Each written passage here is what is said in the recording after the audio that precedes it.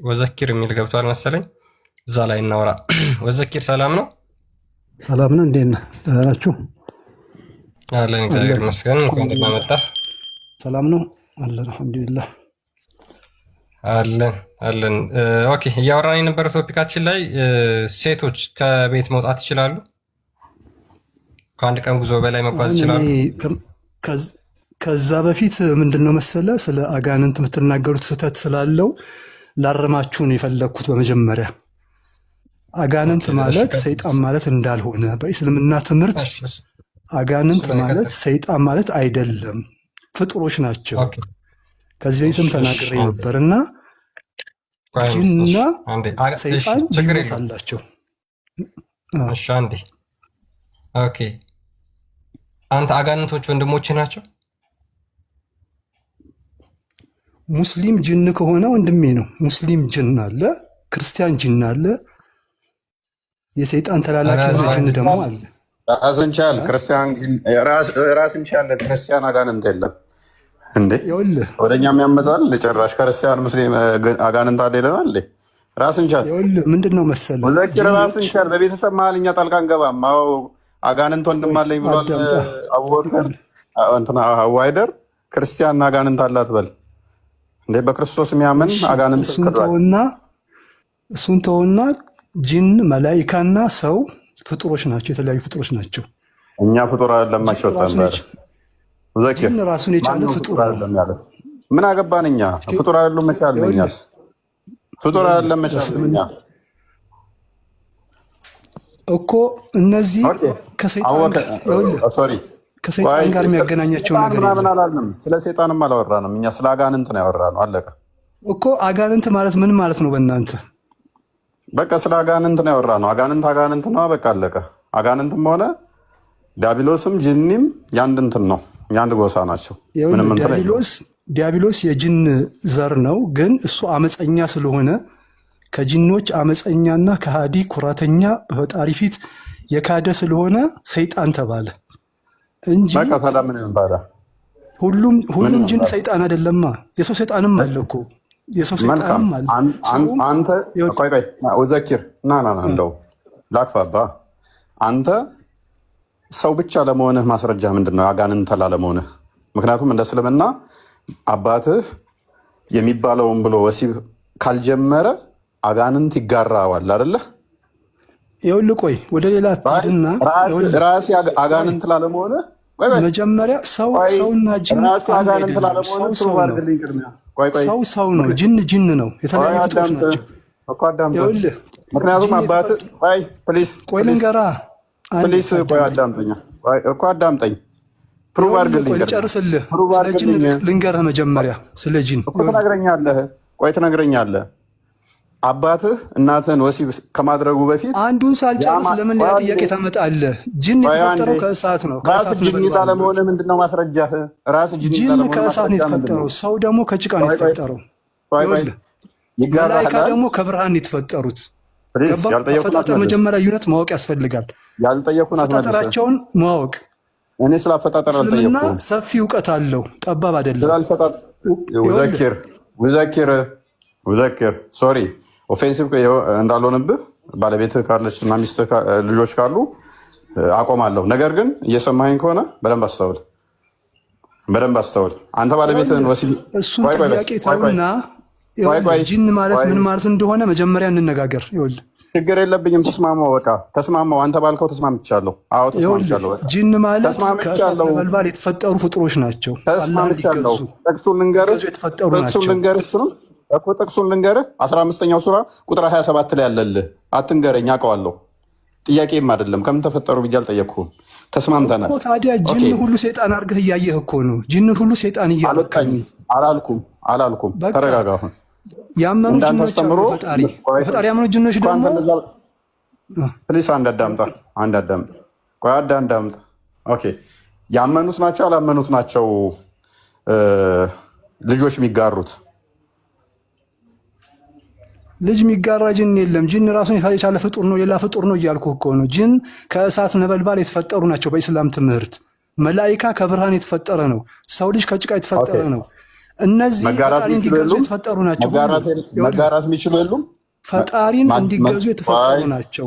ስለዚህ ጂን ከሰይጣን ጋር አታያይዙ ለማለት ነው የፈለጉት። ወንድማችን ጂንን ከሰይጣን ጋር አታያይዙ። ሰውም ጂንም አመፀኛ ከሆነ ከፈጣሪ መንገድ ከወጣ ሰይጣን ማለት እሱ ነው። በቃ ያ ነው ሰይጣን ማለት አሳሳች ማለት ነው እንጂ ሌላ ነገር አይደለም እኮ። ከሃዲ አሳሳች ማለት ነው ሰይጣን። ስለዚህ አንዴ ክፈትልኝ ክርስቲያን። እሺ ሱራ 1764 አንዴ ክፈትልኝ። ያልጠየኩን ለምን እንደምመልስ አልገባኝም። አንተ ራስህ ጂኒ እንዳለመሆነ ማስረጃ ታመጣለህ። ምክንያቱም እንዳንተ እምነት ችግራችሁ ይሄ ነው። መጨረሻ ላይ ስድብ ነው መልስ። ስድብ እንጂ እውቀት የላችሁም። ስድብ ብቻ ነው። እሺ ወሲብ ስታደርግ ባለቤትህን አስቀድመህ ማለት የሚባል ትምህርት ውሰዱ። መጀመሪያ ስለ ጂን እውቀት ይኖራችሁ። ስለ ጂን ተማሩ። መጀመሪያ ጂን ምንድን ነው? ሰፋ ያለ እውቀት ያስፈልጋል። ዝም ብላችሁ ሰይጣን አትበሉ። ጂን ራሱን የቻለ ፍጡር ነው። በቃ ፈጣሪ እንዲገዛ የተፈጠረ ፍጡር ነው። ጂኖች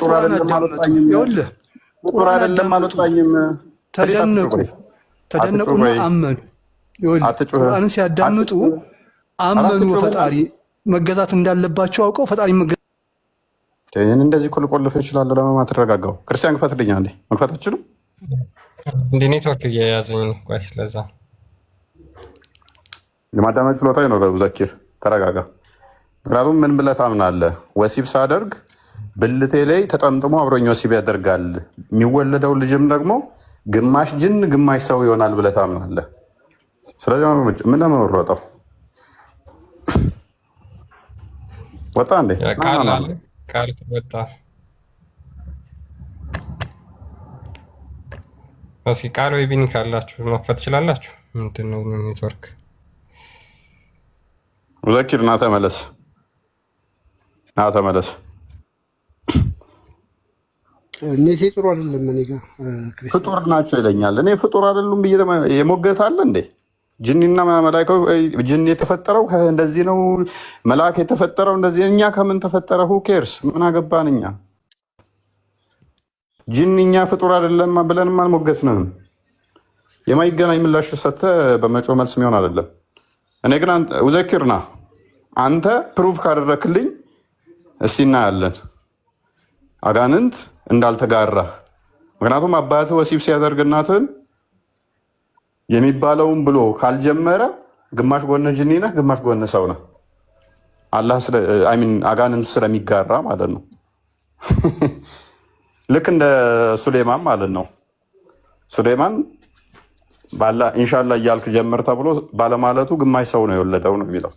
100 ሴቶችን ወሲብ አድርጎ አንዷ ብቻ ግማሽ ወለደች።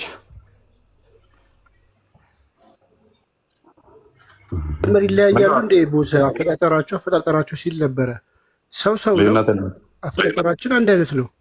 ጂኒም በለው ሴጣን በለው አፈጣጠሩ አንድ አይነት ነው። ያመንና ያላመናለ ልክ ሰው ሁሉ ሙስሊም ሰው እንዳለ ሁሉ ክርስቲያን ሰው አለ። ልክ እንደዛ ሁሉ እነዛ ሙስሊም አለ እንጂ አፈጣጠራቸው ምን ልዩነት አለው? አንድ እኮ ናቸው። የአፈጣጠር ችግር አይደለም እኮ አሁን እሱ የሆነ ትልቅ ነገር ያመጣ። ፍጡራን ናቸው። እኛ ፍጡራን አይደሉም ብለን እኮ አልወጣንም። እኛ ምን አገባን? ፍጡር ናቸው። እኛ ፍጡር አይደሉም አምላክ ናቸው አላለም እኮ። ጅኒና መልአክ እኛ ጅኒና መልአክ አንድ ነው አልወጣንም። ከእነርሱ የቻልከውን ሰውን በድምፅህ አታል፣ በእነርሱ ላይ በፈረሶችህ በእግሮችህም ሆነ ለልብህ በገንዘቦችህም በልጆቻቸውም ተጋራቸው። ልጆቻቸው እንዴት ነው አጋንንት የሚጋራችሁ? ወሲብ ሲያደርግ አብሮ ስፐርሙን ይረጫል ነው የሚለው። ይህን መረጃ ከፍታ እናሳያችኋለን። ኢጃኩሌት ያደርጋል ይላል። እኔ ያለው ያልኩት እናንተ ሙፈሲሮች ከወንዱ ብልት ጋር አብረው ተጣብቆ ተጠምጥሞ የሴቷ ብልት ውስጥ የዘር ፈሳሹን ያፈሳል አጋንንቱ ይላል። ስለዚህ አንተ አባት ወሲብ ሲያደርግ አጋንንት ብልቱ ላይ ተጠምጥሞ የወንድ ዘር ፈሳሹን እሱ ማፈሶ ግማሽ ጎንህ አጋንንት ግማሽ ጎን ሰው ለመሆንህ ምንድነው ማስጠናህ ነው? አባት እንደዛ ብሎ እንደጀመረ ማስረጃ ስጠኝ። አይ ነው አንተ ከዚህ በፊት ምን ብለኸኛል? እኔ ሁሌም እንደዛ ብዬ ነው ማደርገው ብለኸኛል። አስታውሳለሁ። አንዴ አውርተናል በዚህ ጉዳይ ላይ። አዲስ አይደለም ካለ አስገባው። ሙዘኪር ጥሩ ልጅ ነበርክ፣ ዛሬ ተጫዋጭዋክ። እኔ ባለቤቴ ጋር ስጀምር ቅድሚያ ይሄን ብዬ ነው፣ ምክንያቱም አጋንንት እንዳይጋራ ልጃችንም ብለሃል። ናግባው ዘኪር ካለ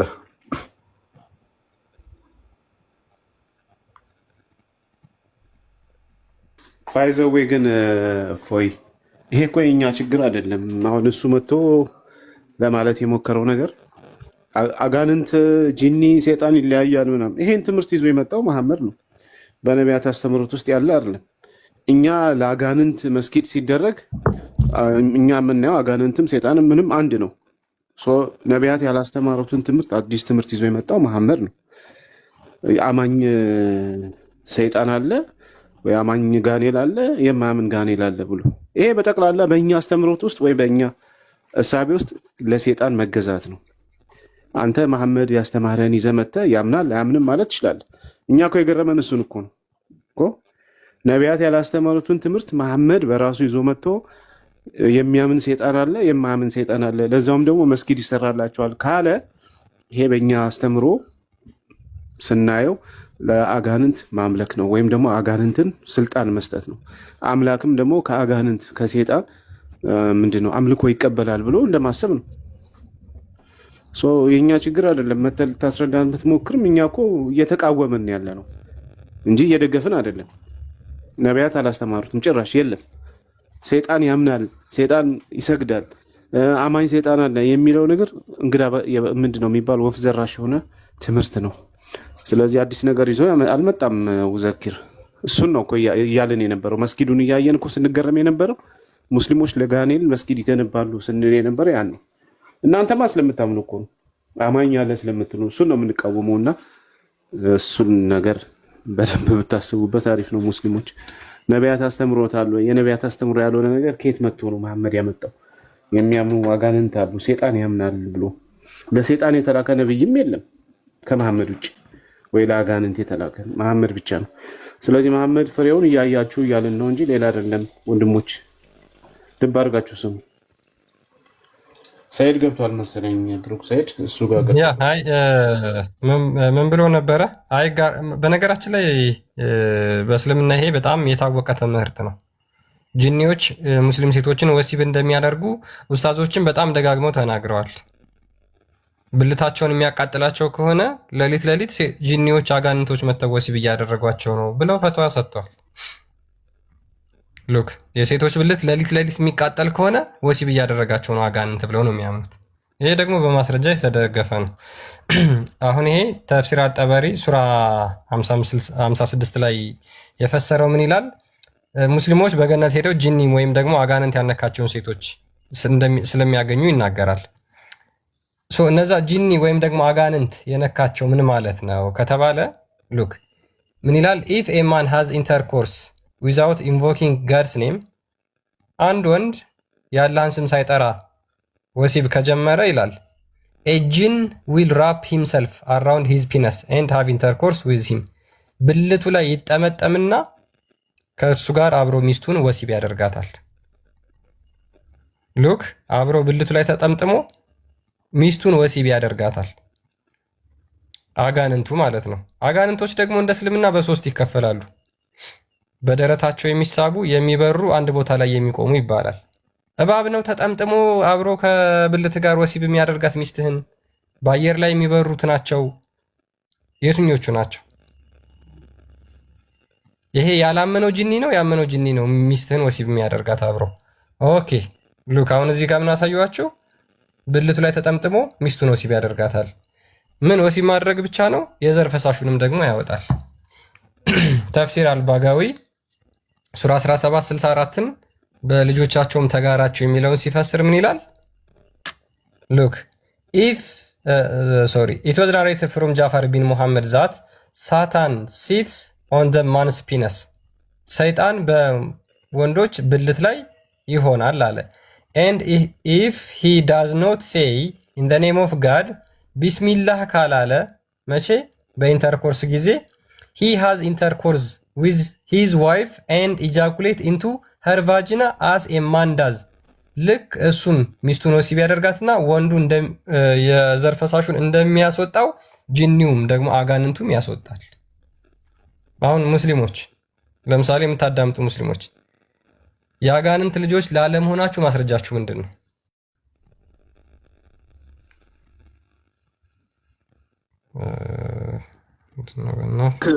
ሰይድ ብሩክ ሰይድ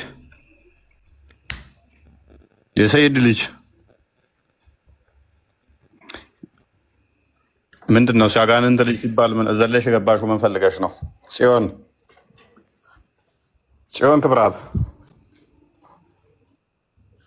ክብራብ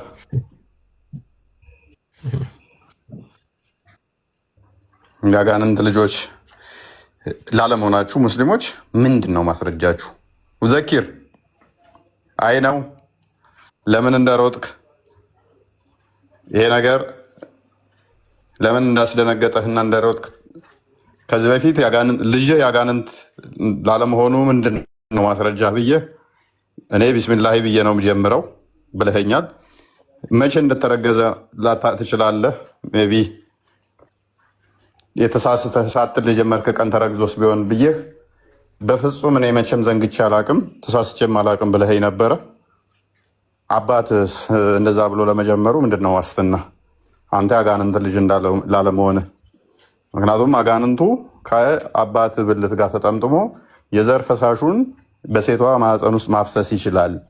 እናም ግማሽ ሰው ግማሽ ጅን ተሆኖ ይወለዳል ስላለ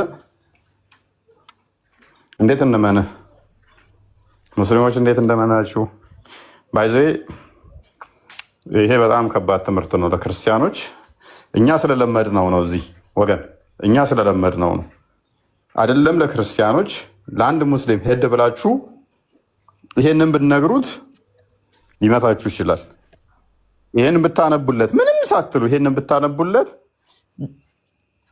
እና እንደዚህ ብለው የሚያምኑ አሉ ብትሉት ክትክት ብሎ ይሄም እምነት ነው ሊል ይችላል። እስልምና ነው ብትሉት ግን ይገላችኋል። የእስልምና ጥላቸው እናንተ እኮ እስልምናን ትጠላላችሁ፣ እናንተ እናውቃችኋለን፣ አላህ ነግሮናል፣ መቼም አይወዷችሁም ብሎናል። እናንተ እኮ በጣም ክፉዎች ናችሁ፣ እናንተ እኮ መጥፎች ናችሁ፣ እንደውም እናውቃችኋለን፣ አላሁ ተዓላ ነግሮናል። ምን አልኩ ስትለው የአጋንንት ልጅ የምትለኝ አንተ ምን አላልከኛለ? ይኸው እኮ ማስረጃ አለ ወገኔ። ይኸው ቁርአን ህግና ሐዲስ ተፍሲርህ እኮ ነው የሚለው። ድሮም እኮ እናንተ ራሳችሁ የጻፋችሁት ይሆናል እናንተ አረብኛ። ከዛ መጨረሻ ላይ ደግሞ ስታሳምነው ሐዲስና ቁርአኑ ላይ ተፍሲሩ ላይ እንዳለ አንተ አረብኛ ትችላለህ፣ አረብኛ ሳታቅ አረብኛ ሳትችል አንተ ማስተማር አትችልም። ድሮስ ምን አገብቶህ ነው የኛን ቁርአን የምነካው? ማናገባህና ነው? ጥላቻ ስላለብህ ነው? ማን ካለ የኛን መጽሐፍ? ድሮም እናንተ መጥፎች ናችሁ፣ ነብያችንንም እንዲህ ስታደርጉ። ኧረ እባክህ ተረጋጋ። ይኸው መጽሐፍ ላይ እኮ ተተርጉሞ ተቀምጦልሃል እኮ ወዳማ። እናንተ ማን አስተምራለህ? ምን አገባህና ነው? አንተ ራስን ማታቅ ቂጥህ ላይ እኮ 1 ኪሎ ካካዛሃል። ለምንድን ነው እሱ ማትታጠበው? አንተ ቅማላም ነህ፣ አንተ ሸራፋ ነህ እንዴ? የኔ ቂጥ ላይ 1 ኪሎ ካካ ካለ ምን ቂቤ መስሎህ አንጥረህ ልበላው ነው? የኔ ቂጥ ላይ ካካ መኖሩንስ ምን ልትሆን አየህ አንተ? ሽንት ቤት ፖፕ ሆነ ላይህ ላይ ነው የምጸዳዳው። ቂጤ ላይ መድረቁ ምን ልትሆን አየኸው? ምን ልትሆን አየኸው? እኔ ሱሪዬን አውልቄ መቀመጠው ሲንኩ ላይ ነው፣ ሽንት ቤት ነው። አንተ ምንድነህና ነው ፖፕ ሆነ? አንተ አፍ ላይ ነው የምጸዳዳው። በምን አየህ እኔ ቂጥ ላይ መኖሩን? 1 ኪሎ መሆኑንስ በምን አውቀህ መዘንገው? ቂቤ መስሎ ልትቀባው ነው? ራስ ልታደርገው ጭንቅላት ላይ ተወደደብህ? አራዳው ልትቀባው በነፃ ልትወስድ እንደ ማሜ ራቅ አድርጌ ከጣልኳት በኋላ ኩሷ የለችም። ማሜ ካካ ካለ በኋላ ካካው ይጠፋል። ኢንቲፍ ሲል መሬት ሳይወድቅ ዘለው ይቀቡታል። ካካውን እንትኑን ምራቁንም አክታውን ምናምን ላቡ እንኳን መሬት ጠፊ እንዳትል ሽቶ ሰርተው ይቀቡታል ሚስቶቹ። እና የኔንም ፈልጌህ ነው ይዜው ዞራለሁ። እንደውም አንተ በሆድህ ካካህን ይዘት ዞር የለ እንዴ? ስንት ኪሎ ነው በሆድህ ውስጥ? ምንድን አስጨነቀ? ካካው እኮ ገና ኦሪጂናሉ እኮ ሆድህ ውስጥ ነበረ። ምንድን ነው የዚህን ያህል አሳሰበ? በሆድህ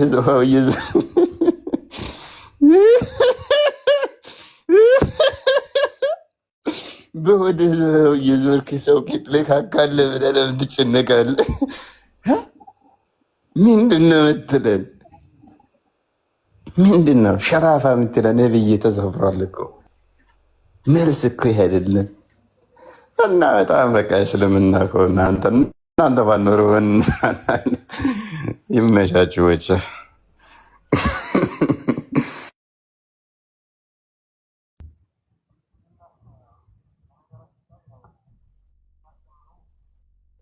ድምፅ ታፍኗል።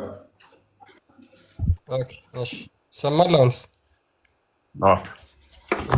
ያስተምሮ እንግዲህ አጋንንት አስተምሮ ነው ብለን እኛ ምናምነው ባጭሩ እያንዳንዱ ነገር ቁርኝታቸው ከአጋንንት ጋር እንደሆነ ያው አሳይተናቸዋል። አሁንም ቢሆን ማለት ነው።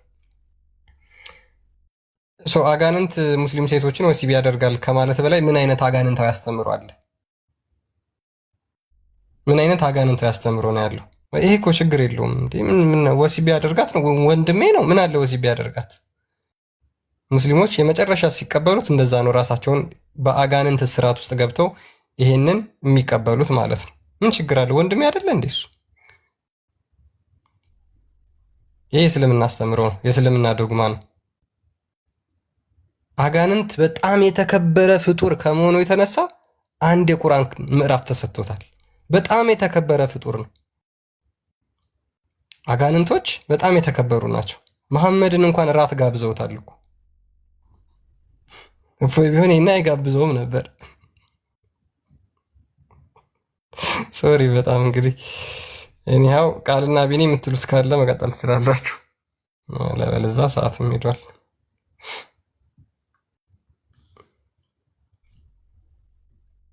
ቃል ቢኒ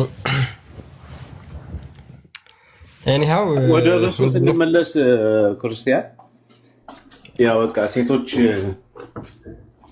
ከቤት ርቀው መጣት እንደማይችሉ በግልጽ የተቀመጠ ነው፣ በወለዲ ማለት ነው። እሱን በአሁኑ ሰዓት የሚፈጽመው ወይም የሚተገብረው የለም። ሴቶቹ ኢቨን ወንዶቹ ያበረታቷቸዋል። ቅድም ማን ነበር? አብዱ ከሊል ነው አብዱ ምናምን የሚባለው ልጅ በጣም ሲያበረታታ ነበር።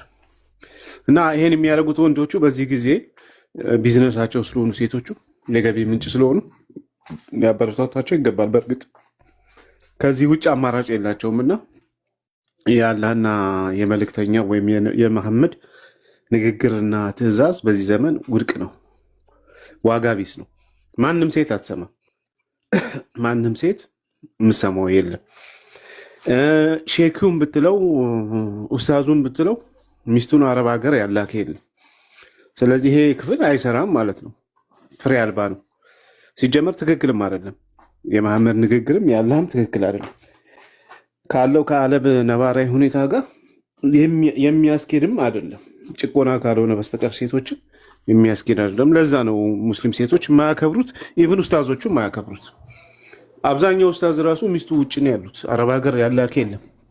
እና ወንዱ ራሱ ቢዝነስ ነው፣ ሴቶችን እየላከ ቢዝነሱን ነው ቁጭ ብሎ ነው የሚቀለበው አይደል? ስለዚህ ከዚህ ሲስተም የሚወጡ አይመስለኝም ቢያበረቷቷቸው እንጂ። ስለዚህ ከዚህ የምናየው አላህና መልእክተኛው በዚህ ዘመን ላይ የማይሰራ አስተምሮ እንዳላቸው ፌል ያደረገ ቁርአንም አዲሱም ፌል አድርጓል። ስለዚህ ሙስሊሞች ይሄን አይታችሁ የማይረባ ነገር በሰባተኛው ክፍለ ዘመን የሆነ አካባቢ የተነገረ ነገር ለህይወታችሁ መመሪያ አድርጋችሁ መያዝ የማትችሉት ስቲል በዚህ ዘመን የማትችሉትን ነገር እያያችሁ እዛ ተወሽቃችሁ አትቅሩ፣ ንቁ ነው የምንለው። ይበቃል። ክርስቲያን ያ እዚህ ላይ ሜይ ቢ አንድ ማስተላለፍ የምፈልገው አይታችሁ ከሆነ አረብ ሀገር ላይ የሆነ ኮሽታ በተፈጠረ ቁጥር የክርስቲያን ሴቶች ላይ ይበረታሉ። ታዝባችኋል? ይህን ነገር ሙስሊም ቤት ተቀምጠሽ ሙስሊም ቁጭ አድርጎ እያበላሽ ሙስሊም ቤት እንዲየወንሽ አይታችሁታል? ይህን ነገር ታዝባችኋል? ግን የኢትዮጵያ ሙስሊሞችን ይህን ነገር ታዝባችኋል? ያው በጣም ብዙ ጊዜ ይናገሩታል ይሄን ነገር። ኦኬ፣ ይህን ነገር አይታችኋል። በቃ እያንዳንዱ ምን እንደዚህ አድርጋችሁ እንደዚህ ሆናችሁ ሲሉ ማለት ነው። ይሄ ውዶቼ እናንተን ለማሸማቀቅ የሚሄዱበት መንገድ በጣም ስህተት ነው። እናንተን ለፍታችሁ ደም ከፍላችሁ ነው የምትሰሩት እንጂ ሙስሊም አይደለም ብር የሰጣችሁ። ሙስሊም አይደለም ብር የሰጣችሁ። የልፋታችሁን ውጤት እሱንም ላባችሁን በልተው ጉልበታችሁን ጨርሰው ፍዳችሁን አይታችሁ ሰርታችሁ የተከፈላችሁ እንጂ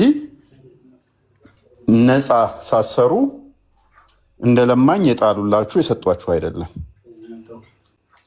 አንቺ 10 ዓመት አረብ ሀገር ላይ ለፍተሽ ፍዳሽን አይተሽ ያመጣሽውን አሜሪካ ወይም ካናዳ ብቻ ሰምዌር ወይም እንግሊዝ፣ አውስትራሊያ ብቻ አይደል ነው የተሻሉ ሀገራት ላይ አንቺ 10 ዓመት ለፍተሽ ሰርተሽ የረባ ቤት እንኳን ላሰሪበት ትችላለሽ በዛ ገንዘብ። እነኚህ ያደጉ ሀገራት ላይ ብትሆኚ ግን በ2 ዓመት አረብ ሀገር ላይ ምንለፊውን በ2 ዓመት ውስጥ በእነኛ ባደጉ ሀገራት ላይ ከፍሉሻል።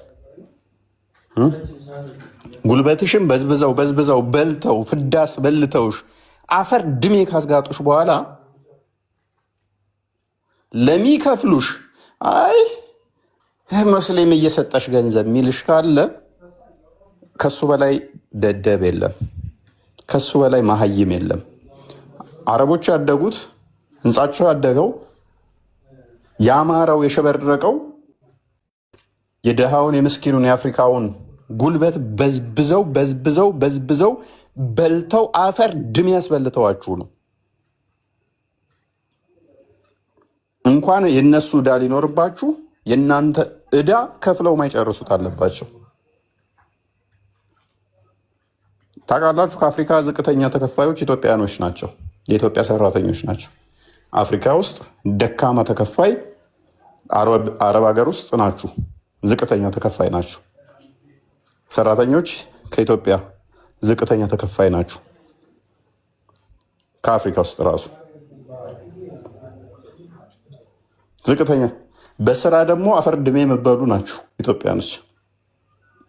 እኔ ባየሁት ስታቲክሱን ባየሁት ዝቅተኛ ተከፋይ የአፍሪካ ሀገራት ብዬ ሳይ ኢትዮጵያ ነች፣ ከአረብ ውስጥ ማለት ነው። አረብ ሀገር ላይ ሌሎቹ ከኢትዮጵያ የተሻለ ነው። ኬንያ እንኳን የተሻለ ነው የሚከፈላቸው አረብ ሀገር ሄደው፣ የኢትዮጵያኖቹ ዝቅተኛ ነው። እንዲህ ጉልበትሽ ተበዝብዞ አፈር ድሜ በልተሽ ወገብሽ ቋ እስኪል ሰርተሽ ጉልበትሽ መቆም እስከሚያቅተሽ እንደ ቀጤማ እየተብረከረከ ሰርተሽ አይ ሙስሊም ነው የሰጠሽ ብሎ የሚጨማለቅብሽ ካለ ከሱ በላይ ነፍጥ ጭንቅላት ያለው የለም፣ ከሱ በላይ ደደብ የለም። ኢትዮጵያ ውስጥ ሆነ አንድ ፋብሪካ ላይ የሙስሊም ይሁን የክርስቲያን ይሁን ተቀጥረ ስትሰራ 100 ብር ወይም 1000 ብር ቢያጎልብህ፣ ለምሳሌ ሙስሊም ሰራተኞች ክርስቲያን ጋር ተቀጥረው ይሰራሉ። 1000 ብር ቢያጎልባቸው አይ በቃ አጎደለብኝ ብቻ ብሎ ዝም አይልም። ብሬን ለምንድን ያጎደልከው? ደሞዜን ለምንድን ያጎደልከው ነው የሚለው። ገንዘቤን አንጣ ነው የሚለው። አይ ሙስሊም ክርስቲያን ስለሆነ የሱ ብር ነው፣ ከፈለገ ይስጠኝ ከፈለገ ይተውላል። 10,000 ብር ነበር ደሞዙ።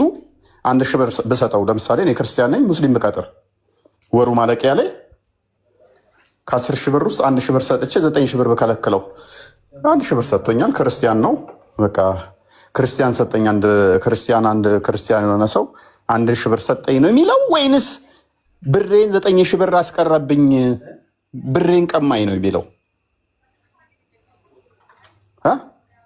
ኦኬ ብሬን ቀማኝ የሚውል ከሆነ ስለዚህ የልፋቱን የላቡን የጥረቱን ውጤት ስሰጠው ክርስቲያን ሰጠው ምናምን ከሚለው ጋር ምን አገናኘው? ካደ እዚህ ያሉ ንፍጥ ጭንቅላት ኡስታዞችና ሙስሊሞች ብድግ ይሉና ነጋ ጠባ ሙስሊም ገንዘብ እየሰጠሽ ይላሉ። ሙስሊም አይደለም የሰጣት። እስቲ 1 ሳምንት ስራ ትስሪ፣ እስቲ 1 ሳምንት አይደለም 1-2 ቀን እስቲ አረቧን አልሰራም በያት። እስቲ አሽቀንጥራ ትጥልሻለች ወይ የሆነ ነገር ታደርግሻለች አልሰራም ብትይ። ስለዚህ ለፍተሽ ያመጣሽውን እዚህ ያሉት እንዲህ ሊያሸማሽሙ ሊያሸማቀቁ ከሞከሩ እነሱ አረቡ ሀገር ላይ አይደለም ወደ አደጉት ወደ አሜሪካ መሄድ ሲመኙ ኦኬ ከክርስቲያኑ ብር ለመለመን ነው ወይንስ ለመስራት ነው? አሜሪካ ዘመድ ካላቸው ለምሳሌ ክርስቲያን ጋር ተቀጥረው ሲሰሩ ልጃቸው አሜሪካ ካለ ለቤተሰቦቻቸው ብር ሲልክ ክርስቲያን የሆነ ሰውዬ ሰጠኝ እያለ ነው የሚልክላቸው።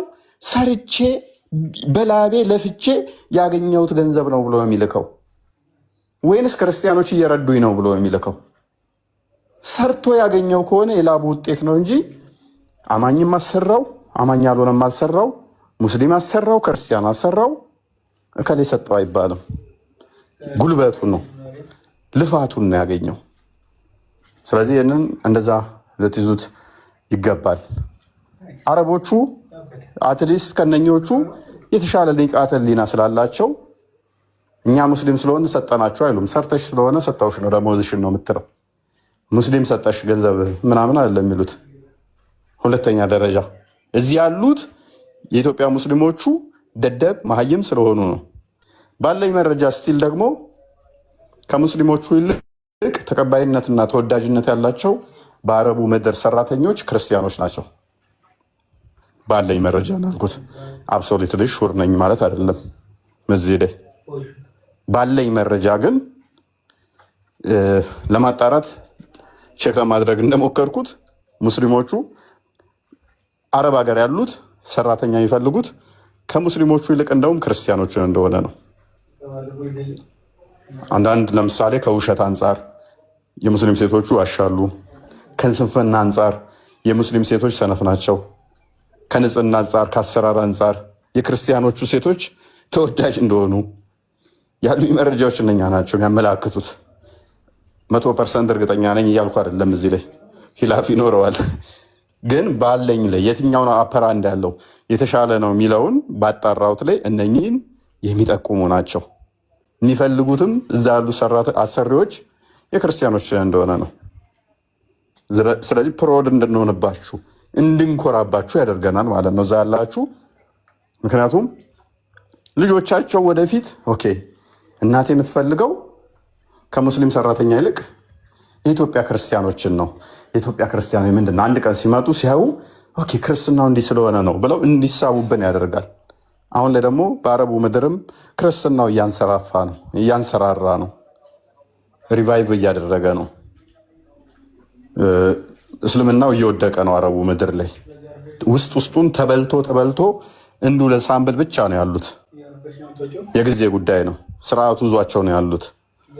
ለዚህ አሪፍ ነው የእናንተ መጠንከር፣ ታማኝ መሆን፣ ይህን ማሳየት።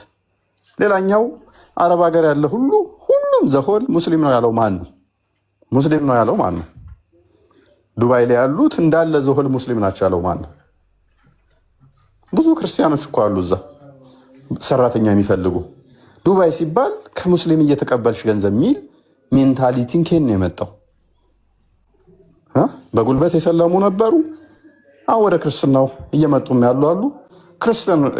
ክርስቲያኖች እዛ የሚኖሩ አሉ። አሁን ላይ ብዛት አሉ፣ ብዙ አሉ። ቤይሩት በጣም ብዙ ክርስቲያኖች አሉ። በጣም ብዙ ሰራተኞች የሚፈልጉ። ዘሆል ጠቅልሎ ማን ነው ሙስሊሞች ብቻ ያደረጋቸው? እና ለፍተህ ጥረህ ያመጣኸውን አይደለም ቤይሩትና ዱባይ፣ ሳውዲ ላይ ራሱ ክርስቲያኖች አሉ።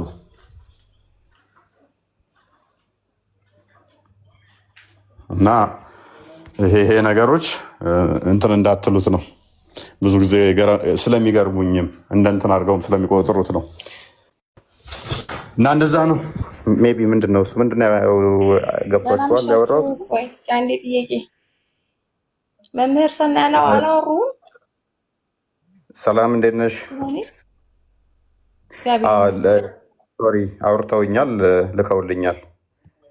እና አልተማርኩም ነው የሚቀረኝ ያለ የሚቀር ነገር ካለ ንገረኝና አሁንም እየሄድኩ ልማር። ችግር የለውም። ትምህርት እኮ መቼም አይበቃም። ትምህርት መቼም የሚበቃ ባለፈው ለእኔ ጉዳይ አይደለም የመጣው እና ወንድሜና እህቴን ጥያቄ ላስጠይቅ አፋፍ ላይ ከዚህ ተራዊ የሚሰጉትን አስቀርቼ ተሎ ብለህ ለምንድን ነው ያባረርከኝ? አይ ማባረር ሳይሆን ማባረር ሳይሆን ደግሞ አንተ ኃላፊነት እንድትወስድልኝ ብዬ አይደለም እኔ ክርስቲያን የሆንኩት እውነት ስለገባኝ እንጂ ኃላፊነት አልወስድም። ምን አለ አንተ ኃላፊነት እንድትይዝልኝ አይደለም እኔ ክርስቲያን የሆንኩት። ክርስቲያን የሆንኩት ክርስቶስ ስለገባኝ ኢየሱስ ክርስቶስ ስላሴን ነው። መምህር ሰናይ ያስተምረውኛል። ይሄ ልነግርህ ነው እንጂ ወዲያውኑ እዚህ ገዝት እየመጣሁ እንደ ሌሎች ሙስሊም ጨቅጭቄ የተማርኩ ተማሪ አይደለሁም። በዩቲዩብ ነው አንተን 1 አመት ተከታተየ መጥቼ ላታስታውስ ትችላለህ። አመሰግንኩ። እየሄዳችሁ ተማሩ አልክ። መምህር ሰናይ አለው አልክ። ሄድኩኝ ከመምህር ሰናይ ጋር ስላሴን ተማርኩኝ። በቃ እውነቱ ገባኝ። ተቀመጡ። አሁን ደግሞ ከክፍለ ሀገር ቤተሰብ መጥቶ ጥያቄ ልጠይቅ ስገባ ለምንድን ነው እንትን ማትል እንተረብሽ ሶፊያ ከዛ መረበሽ ሳይሆን ምክንያቱም ማጣራት አለብን። ተጠምቄ ተምሬ ስላልሽኝ አላቅሽም። እኔ ለመምህር ሰናይ ሰጥተኸኛል አልሽኝ። ለመምህር ሰናይ ስትይ እኔ ሶፊያ የሚባል ቼክ አደረግኩ። ቴክስት ሳይ የለም፣ አልጻፍኩልሽም፣ አልተጻጻፍንም። ይህን ፕሮሰስ አላውቅም። ለአንተ ምናምን ማሳወቅ አልመሰለኝም። ሂዱ ተማሩ ስትል ብቻ እኔ በዩቲዩብ 1 አመት ተከታትያለሁ። እንግዲህ ያን ስለተከታተልኩ ሂዱ ተማሩ። መምህር ሰናይ ላይ መማር የምትፈልጉ ቃል አብራይ ትማር ነበረ። እሷ እንዲሁም ብዙ ጊዜ አትመጣም። ቃል የሚገርም እኔ ነኝ ተራውን እየሄድኩኝ አሉ ብዙዎች ስማቸው ቢጠፋኝም አብረን ተምረን የጨረስን ልጆች ነን። ለራሴ ነው ክርስቲያን የምሆን ለማንም አይደል። የክርስቲያን ላይ ለማንም እሱ እኮ ችግር የለውም። እኛ ደግሞ ምን ከዚህ በኋላ ማንም ሙስሊም እንዳይለኝ በውስጥ የምትጽፉ እስላም ደግሞ እንዳላያችሁ። በዚሁ አጋጣሚ አንድ እስላም እዚህ በውስጥ ስትጽፉ እንዳላይ። በቃ ጨረሱ። በውስጥ አትረብሹ። አሁን እነሱን ታያቸውና እኔን ታዳምጭኛለሽ? እሺ። እኛ ምን አለ እዛኛው ሳይድ ላይ ድራማ ይሰራሉ፣ ድራማ ይሰራል። ሰው እንደዚህ አይነት ነገር ደግሞ እኛ ቤት እንዲፈጠር አንፈልግም። ምክንያቱም አሁን አንቺ ለምሳሌ ነኝ አልሽኝ፣ አላስታወስኩሽም፣ አላወቅኩሽም። ሶፊያ ነው የሚለው ቴክስት ቼክ አደረኩኝ። መምህር ሰናይ ጋር እኔ ልካለሁኝ። በመቶ የሚቆጠሩ ተማሪዎች አሉን እዛ የሚማሩ። ቃልን ብትይ ኖሮ አስታውሳለሁ፣ ቃልን ማስገብቼ መጠየቅ እችላለሁ። ቃል ብዙ ጊዜ ገስትም ትመጣለች፣ አረሳትም እሷን። ሰው አንቺን ግን ላስታውስሽ አልቻልኩም። ተምሬ ተጠምቄ ያለው ስትይኝ አስወረድኩሽ። ምክንያቱም ላስታውስሽ ስላልቻልኩ። ተምረው የተጠመቁ ልጆች እሳቸው ጋር የተጠመቁ ያወሩኛል። እሳቸውም ደግሞ ይህን ያህል ልጅ ተጠምቋል ብለው ይነግሩኛል። እዛው በውስጥ ነው የምንጨርሰው። አንቺ ድንገት ረንደም ላይ ገስት ላይ ስለመጣሽ ግን ስላላወኩሽ አይ እሳቸው ይጻፉልኝ፣ ምክንያቱም ስላልነገሩኝ እሳቸው በዚህ ሰሞን ውስጥ የተጠመቀ ልጅ አለ ብለው አልነገሩኝም። አይ ቲንክ ወደ 20 ቀን ምናምን ይሆናል። 1-3 ልጆች የተጠመቁ መጥተው ነግረውኛል። ልጆቹም አናግረውኛል። ያንቺን ግን አላስታውስም። ስለዚህ እሳቸው ያናግሩኝ አሊያም ንገሪያቸውን አልኩት። አይ ቲንክ እሳቸው ደግሞ አልነበርኩም ቲክቶክ ላይ ሰው ተምራለች አስተምሪያታለሁ ብለው ቴክስት ጻፉልኝ ማለት ነው ዛሲት። ስለዚህ ያስወረድንሽ ምክንያት እርግጠኛ ስላልሆን ስላላወቅንሽ፣ ይሄ ምንም የሚያበሳጭ ነገር ያለ አይመስለኝም። እሺ አመሰግናለሁ። ሙስሊሞችን እዚህ ጋር እንዳትረብሿት ብለህ ንገርልኝ እባክህ። በውስጥ በጣም እየጻፉ ብሎክ ሳረጋቸው ደግሞ በሌላ እየመጡኝ አላቅም፣ እየረበሹኝ ነው። አመሰግናለሁ። ይሄ የፈለኩት ግን ባለፈው ዛሬ ሄደዋል። በዛው ነው ያድሩ መሰለኝ። ተራዊ የሚባል አለ የሮመዳን ስግደት፣ ያንን ይሰግዱ ቀሩ። ግን በዛው ሊጠይቅ እንደውም አባቴ ፈርቶኝ ነው በቃ ታውቆታል ምናምን እያለ ሲቀልድብኝ ነበር። አመሰግናለሁ። አምጫቸው፣ ችግር የለውም። ነገም መምጣት ይችላሉ። ነገም ተነገ ወዲያም አለው መምጣት ይችላሉ። አይ በዛን ሰዓት ነገርኩሽ እኮ እርግጠኛ ልንሆን አልቻልንም። እርግጠኛ ስላልሆንኩ እንዲህ ስለሆንኩ ነው ስትይ አስቸጋሪ ነገር ስላለው ነው። ለመምህር ሰናይም ተቆጥተሽ ነው የላክሽላቸው። ቴክስትሽን ፎርዋርድ አድርገው አሳይተውኛል። የሚያበሳጭ ነገር አይደለም።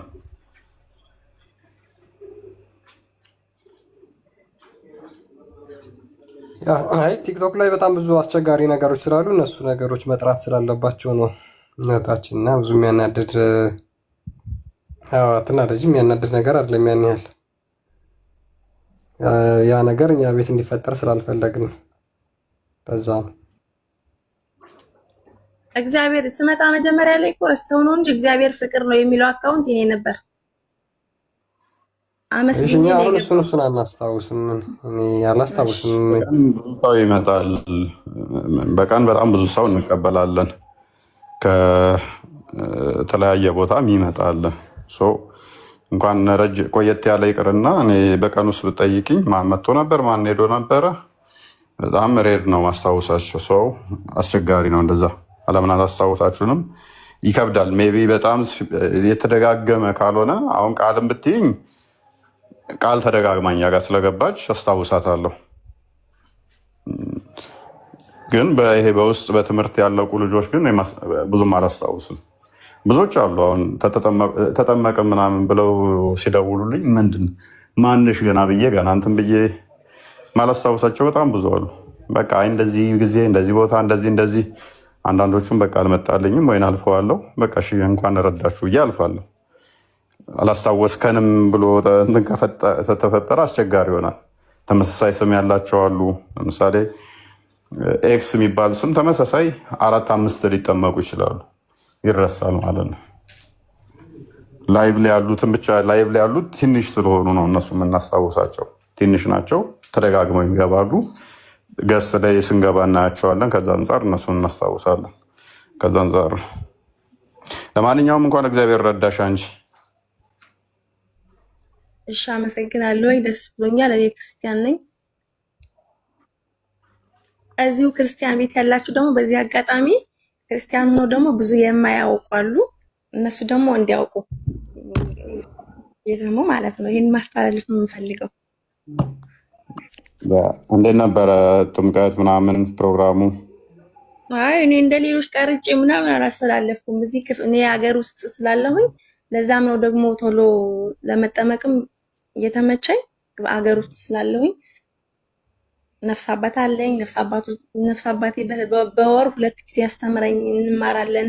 ሌሎችም አሉ እንደዚህ ላይ ያልወጡ አብረው ክርስቲያን የሆኑ እኔ ጋር አሉ። ያጎቴ ልጅም አብራ ሆናለች። ይሄን ነው ማስተላለፍ መምህር ሰናይ ጋር ምን ያህል ተምረሻል? 2 ወር ምናምን የሚሆን ነው እና ያልገባኝ ስላሴ የሚለው ያንን ለመማር ነው እንጂ ክርስቶስ የሚለው ከፕሮቴስታንት ንጽጽር ከሚሰሩት ጋርም እየገባሁ እማራለሁ። ብዙ ጊዜ ዛም እየገባሁ አዳምጣለሁ ማወቅ ስለምፈልግ እና እነፈለገም ጋር ስለምገባ ታችሁኝ ስለማዳምጥ ያ ስለገባኝ የስላሴን ትምህርት ስለሆነ ወደ 2 ወር የሚሆን እየገባሁ ሰርካለ የሚሆኑ ረስቻቸዋለሁ ስማቸውን። እሳቸውም አሁን አይገቡም እንትን ላይ አይገቡም ቲክቶክ ላይ ብዙ ጊዜ ሆነ ተምሬያለሁ። እንደዛ እየተማርኩ ያልገባኛ ስለሆነ ያልገባኝን አስተምረውናል እና ኑ ብለውን ከዛ በኋላ የሆነ ቦታ ላይ ተበታትነን ቀረን እንጂ ልንቀጥል ነበረ። ደግሞ ኑ ሲባሉ ማይመጡ አሉ፣ ማይመቻቸው ስራ ምናምን እየሆነባቸው። መልካም እንኳን እግዚአብሔር ረዳሽ። መምህር ሰናይ ጽፈውልኛል እሳቸው እንትን ስላሉ እሳቸውን እንትን እላለሁ። አይ ቲንክ መጠቀም አቁሜ ነበረ። ያ እሳቸው ጽፈውልኛል።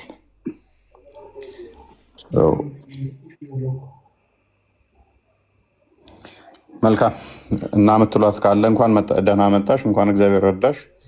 ተማሪ አሁንም በደንብ ተማሪ። ሜይ ቢ ቤተሰቦችሽም ጥያቄ ካላቸው አሁን ካሉ መጠየቅ ይችላሉ። 1-2 ጥያቄ ካልሆነ ነገ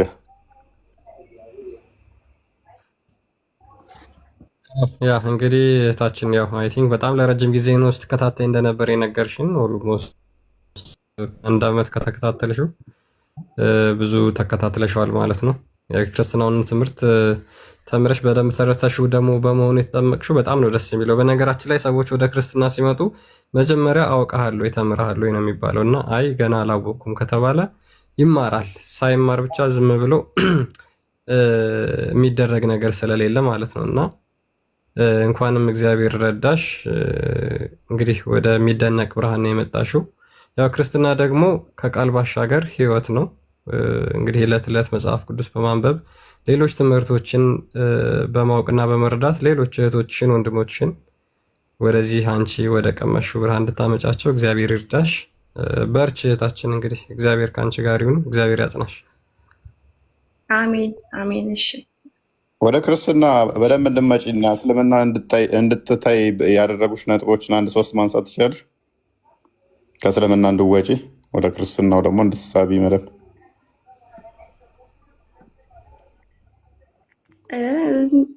እኔ ጂኒ የሚለው መጀመሪያ ያስደንግጦኛል። ምክንያቱም እናቴ ህፃን እያለሁኝ ወደ እንትን ብቻችንን ስንሄድ ቀትር ላይ ጂኒ ይመታችኋል ብቻችሁን አትሂዱ ስትል ነው ማውቅ። ያው ሙስሊም ብንሆንም እሷ ጂኒ ይመታችኋል ብቻችሁን አትሂዱ ነው የምትል። አሁን እናቴ ስለሞተች በእርግጥ የለም እንዴ እናቴ እንደዚህ ትል ነበረ።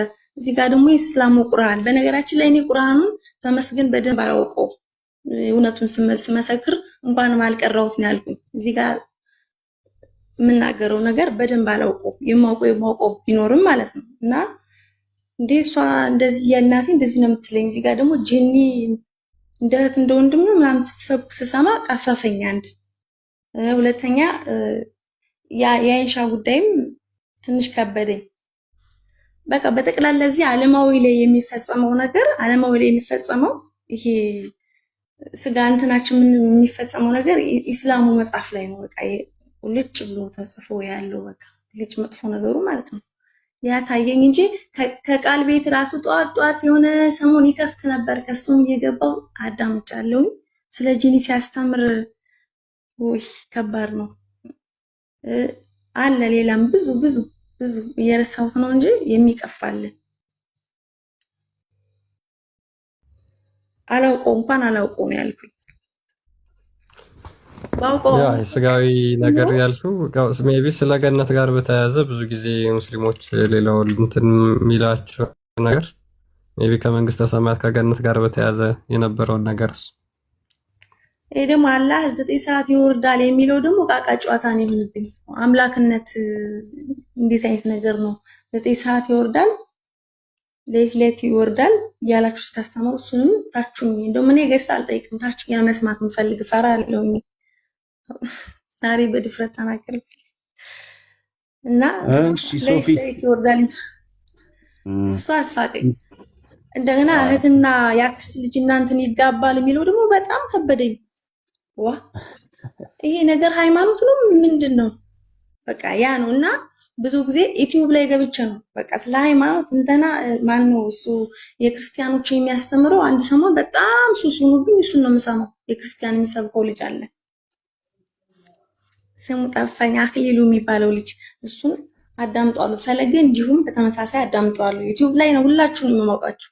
ባላ አንተን አንድ ቀን መጥቻ አመሰግንኩኝ። ተማሩ አልተቀጥታ አልጨቀጨኩም። ለመማር ነው እኔ የሮጥኩት።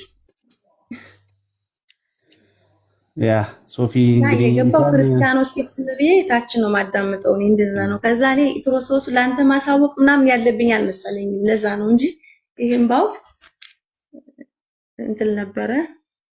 እሺ እናትና ማች ይጋባል የሚለው ከባድ ነው። ጂኒ ከባድ ነው። አላህ ጢሳብ ይወርዳል። በቃ የሆነ ቃቃ ጨዋታም ይሆናል። ይሄ የዝሙታዊ ነገር እዚህ ጋር ደግሞ ከክርስቲያኖች ደግሞ አክሊሉ ሲያስተምር ደግሞ ማን ሲያስተምር ሰምቻለሁ መሰለህ? የክርስቲያኖች ደግሞ አለ በጣም ወጣት ልጅ አለ። እንዲሁም ደግሞ ሳይንቲስት ደግሞ የሚያስተምረው እሱንም ገብቼ በጣም ተከታትየዋለሁ። ደግሞ ዶክተር መጋቢ የሚባለው ደግሞ እሱንም ተከታተልኩት እና ስለ ክርስትና አስተምሮት በዩቲዩብ ነው እየገባው ወርጉሬ ራሴ በቃ የሚገርም የተማርኩት ማለት ነው። እና ያን ሳስተምር ልብ የተነካና እዚህ ጋር ብዙ ገስት አላስቸገርኩበትና ለመመስከር ብቻ ነው የመጣው ደስ ስላለኝ ማለት ነው። በቃ እና አመሰግናችኋለሁ። ምክንያቱም እናንተ ባታስተምሩ ኑሮ አላውቀውም ነበረ። አሁን እናቴ ስለሞተችብኝ ሙስሊሙና እሳት ነው የምትገባው።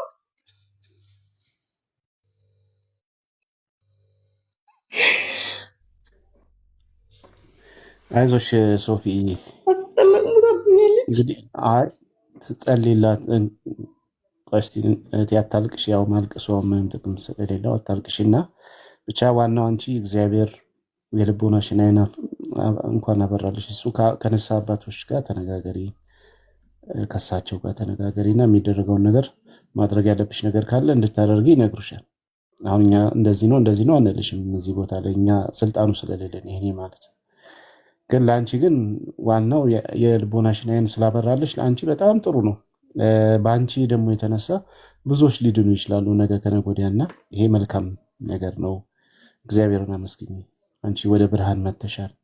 እናትሽንም ደግሞ እግዚአብሔር ያስባቸው፣ እግዚአብሔር ያስባቸው። በየዋህነት በስተት ያሉትን ሰዎች እግዚአብሔር ያስባል ብለን እናስባለን እኛ።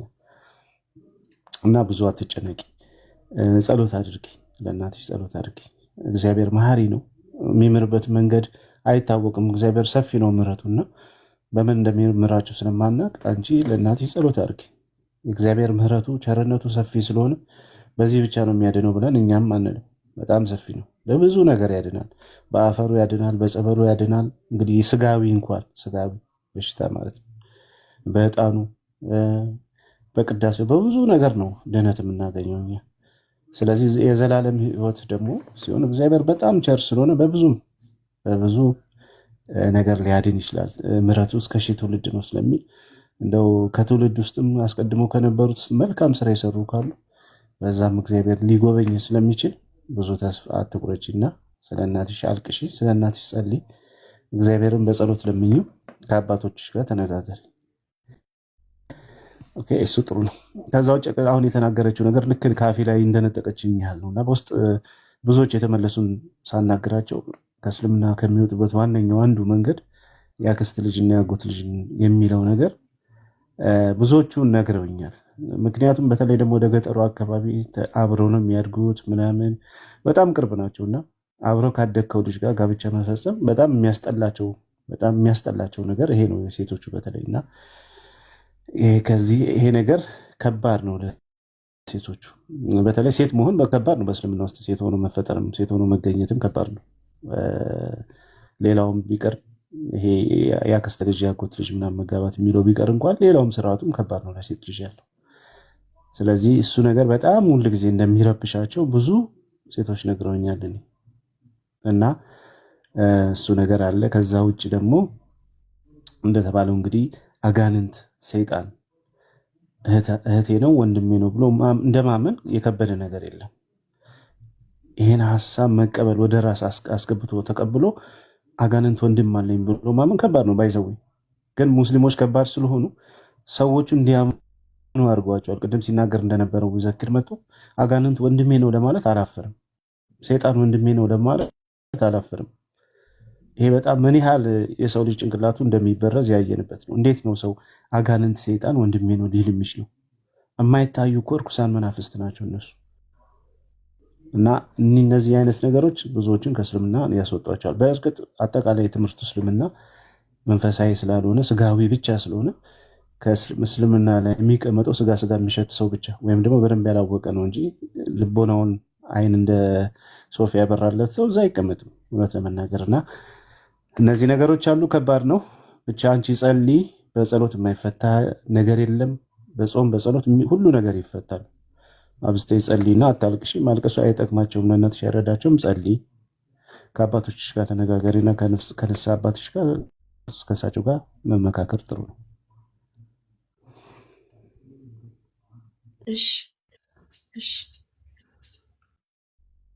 ያ እንግዲህ በርቺ እህታችን፣ እግዚአብሔር ይርዳሽ። በርቺ። ኦኬ ፎይ የምትለው ካለ እንጨርስ። በቃ ሰላም ሁኑ። ደህና ደሩ። በርቱ። የመዳን ቀን ዛሬ ነው ይላል። ዛሬ የመዳን ቀን ዛሬ ነው እና ቤቴ እግዚአብሔር መርጠናል እንደሚለው ሰው የምድኑበትን መምረጥ የእናንተ ጉዳይ ይሆናል። የመዳን ቀን ምን ያክስት ልጅ ብቻ ከኒካ በፊት የወለዳት ልጅ ብትሆንም ከኒካ በፊት የወለዳ ከሆነች አክቹዋሊ መገናኘት ይችላል። ተፈቅዶለታል። እሱ ችግር የለው። ልጁም ብትሆን ይቻላል። ከኒካ በፊት ከወለዳት ኢቨን እናትየዋን ቢያገባም ተፈቅዷል። ችግር የለውም። ሚስት አይደለችም። ለዛ ነው ልጅ ተብላ ስለምትያዝ ማለት ነው። ስለዚህ ክርስቶስን ተከተሉ። ክርስቶስ ሕይወት ነው። ክርስቶስ በልጁ የሚያምን የዘላለም ሕይወት አለው። በማያምን ግን አሁን ተፈርዶበታል ይላል። ከፍርድ ነፃ ለማውጣት በልጁ የማመን ግዴታችሁ ነው። በልጁ የሚያምን ከፍርድ ነፃ ነው። ልታምኑበት ይገባል እና ደህና ደሩ። ኦኬ እሺ፣ ሰላም ደሩ ሁላችሁም። ቻው